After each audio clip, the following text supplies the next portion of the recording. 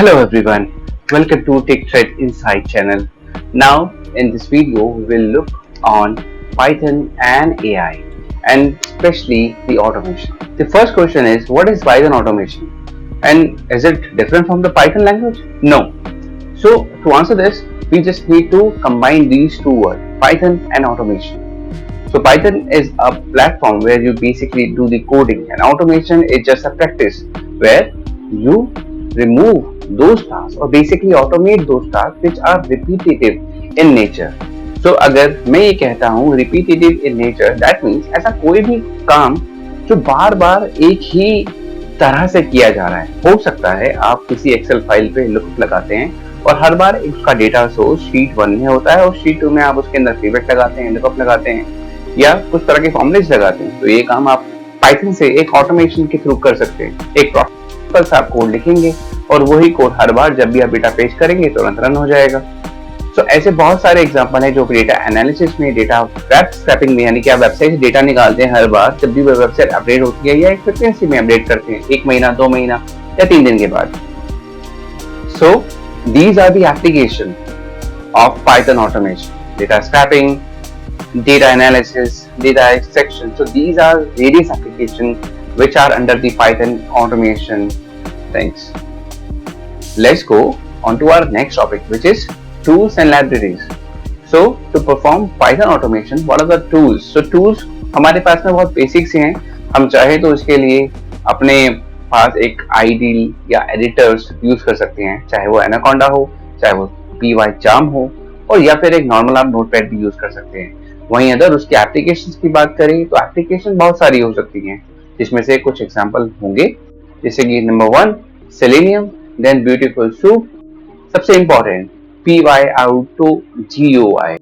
And also if you want to enhance these automation towards an AI, then TensorFlow is and scikit-learn are these popular language, that much popular, which basically allows you to automate tasks with the help of AI. For example, if you want to understand the language of a customer using the chatbot, then you can do the sentiment analysis using the TensorFlow.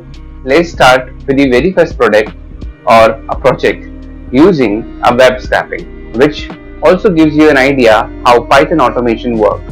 सबसे पहला programme होने वाला है जिसके अंदर हम सबसे basic चीज गूगल को हम सिर्फ एक्सेस करेंगे with the using of code. यहाँ पर हम क्या कर रहे हैं, सबसे पहला है इंपोर्ट रिक्वेस्ट. रिक्वेस्ट एक इनबिल्ट लाइब्रेरी है पाइथन की जो कि आप सर्व करने के लिए यूज कर रहे हो. किसे सर्व करेंगे आप? बेसिकली एक्सेस करेंगे गूगल को. अब गूगल के रिस्पॉन्स को हम रिक्वेस्ट के अंदर डॉट गेट और पोस्ट दो मेथड होते हैं HTTP के अंदर. सो हम पहले गेट यानी कि हम उस URL के पास में एक्सेस करेंगे, जिसके लिए हम गूगल को रिस्पॉन्स में जो भी रिस्पॉन्स आता है और उसके बाद हम स्टेटस को प्रिंट कराएंगे और उसके बाद उसके अंदर क्या टेक्स्ट है. चलिए आइए दोस्तों इसको रन करते हैं. इसके लिए मैं कंट्रोल प्लस एंटर प्रेस करूंगा. जैसे ही मैं इसको रन करूंगा देखते हैं क्या आउटपुट आया है. सो देखेंगे मेरे पास में स्टेटस कोड आया है 200 और 200 का मतलब है कि request is successful.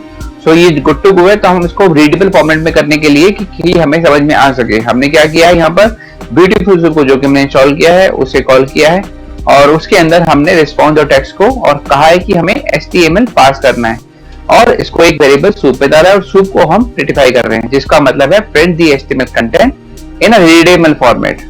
Control press enter और आप देखेंगे एग्जैक्टली वही कोड जो मैंने आपको अभी सोर्स कोड में दिखाया था. Doctype, HTTP, HTML item scope, ये सही आपको यहाँ पर अब और अच्छे रिफाइन तरीके से दिख रहा होगा. चलते हमारे नेक्स्ट पार्ट पे. दोस्तों इस बार हमने एक वेबसाइट ढूंढी है जो कि आपको और ज्यादा फैमिलियर बनाएगी इस कोड को या बेसिकली हम वेब स्क्रैपिंग को समझने के लिए. तो वेबसाइट का नाम है books.2scraps.com और यहाँ पर बहुत सारी बुक्स के नेम्स हैं और उनके कवर्स हैं. अब इसी को हम अपने कोड पे लिखते हैं और ब्यूटीफुल सूप का हम यूज करेंगे, जहां पर हमने URL में पास किया है हमने उसका, यानी कि एक सिंपल सा URL और उसके रिस्पॉन्स को हमने कैच करवाया है after the getting that URL and then उसको हम रीडेबल फॉर्मेट में प्रिंट करा रहे हैं. रन करते हैं. सिंपल सा है कि जो भी हमारे पास रीडेबल में होगा वो आपको सामने रिजल्ट आ जाएगा कि क्या आउटपुट होने वाला है. सो यहाँ पर हमने एक एक्स्ट्रा पीस ऑफ कोड लिखा है जहां पर हमने एक बुक का वेरिएबल बनाया जिसको हमने ब्लैंक किया हुआ है और आर्टिकल के अंदर हम जितने भी आर्टिकल या क्लासेस लिखी हैं जो कि प्रोडक्ट के नाम से है, उसके अंदर हम जितने भी टाइटल हैं, देखो टाइटल को हम टाइटल में दिलवा रहे हैं और प्राइस को प्राइस में, और उसके बाद में जितने भी टाइटल और प्राइस है हम उसको प्रिंट करवाएंगे। रन करते हैं तो देखिए टाइटल आ गया है हमारे पास में, लेंथ इन आर्टिक और प्राइस इसका आ गया है। तो हमने किस तरह से किया दोबारा समझते हैं इसको। मैं थोड़ा फास्ट हो सकता हूँ तो उसके लिए माफी चाहूंगा। मुझे अपनी स्पीच को मेंटेन करने के लिए आप सबके रिस्पॉन्स चाहिए, तो प्लीज गाइस कमेंट आप कीजिए किस तरह से आपको समझ में आ रहा है या नहीं आ रहा है, मुझे स्लो या फास्ट होने की जरूरत है। तो देखिए इसमें हम देखते हैं, हमने एक लूप बनाया जिसमें आर्टिकल के अंदर हमने सूप यानी कि जो वेरिएबल हमने बनाया था ब्यूटीफुल सूप के अंदर, उसमें हमने बोला फाइंड ऑल। क्या सारी की चीजें फाइंड करी, क्या फाइंड करना है, जहां पर हमने लिखा हुआ इस तरह का टैग यानी कि आर्टिकल लिखा हो, या फिर हमारे पास में क्लास स्पेसिफिक हो, प्रोडक्ट और पॉट। ये डेफिनेटली आपको पता होंगी तभी आप लिख पाएंगे, जिसके लिए आपको एचटीएमएल की थोड़ी बहुत नॉलेज बहुत जरूरी है।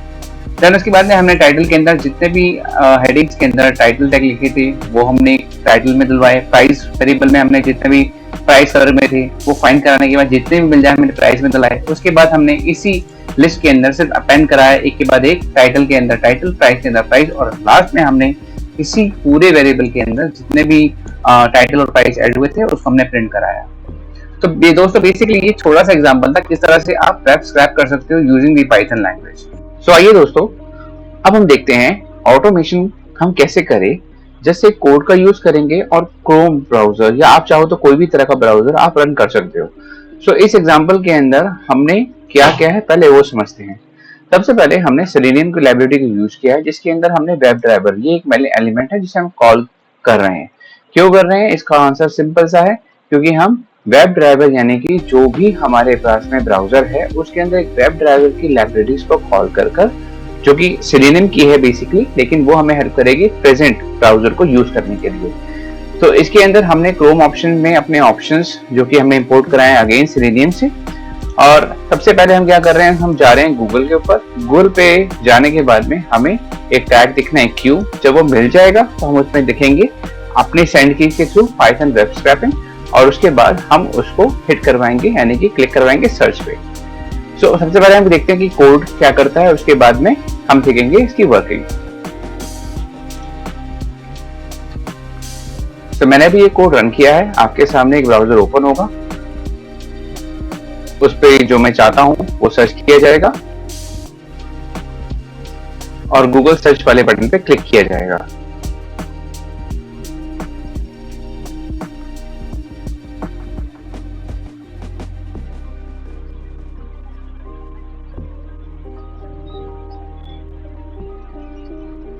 तो आप देख सकते हैं मैंने सर्च करवाया Python web scrapping and that's all. उम्मीद करता हूं आपको ये आज का वीडियो पसंद आया होगा और आपने जाना होगा कि किस तरह से पाइथन ऑटोमेशन हम यूज कर सकते हैं और अपने काम को बहुत ज्यादा स्पीडी तरीके से करवा सकते हैं। और साथ ही साथ अपने ही लेवल पे हम अगर ग्रोथ चाहते हैं तो ये बहुत बेस्ट प्रैक्टिस है। तो प्लीज गाइस आप भी इसको ट्राई कीजिए और कुछ प्रोजेक्ट बनाइए और अपनी कंपनी में जो भी आप काम कर रहे हो उसको उस नजरिए से देखने की कोशिश कीजिए कि किस तरह से हम उसे ऑटोमेट कर सकते हैं, बिकॉज ये आपके लिए बहुत जरूरी है, आपकी ग्रोथ के लिए जरूरी है। और to sustain in the AI industries, AI revolution, ये आपके लिए बहुत जरूरी है।